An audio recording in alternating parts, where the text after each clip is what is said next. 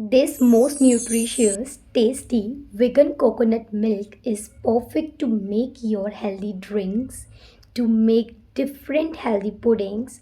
So, without any further delay, let's get to the recipe.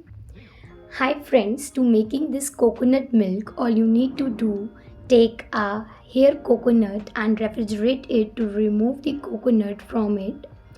Once it removed, cut it into small pieces and add some water. Add all this into a small grinder and blend all the ingredients nicely for about 2 to 3 times at high speed. Once they are blended, transfer them into a strainer to remove the coconut milk from the coconut pulp. This coconut milk is rich in various properties. At the same time, it is very creamy and tasty.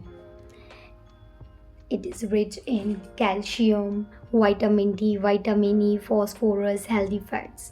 And did you know that this coconut milk is also rich in lauric acid, which is found in human breast milk, thus ideal to include in your diet. Pour it into a bottle or jar to store it for about 2 to 3 days.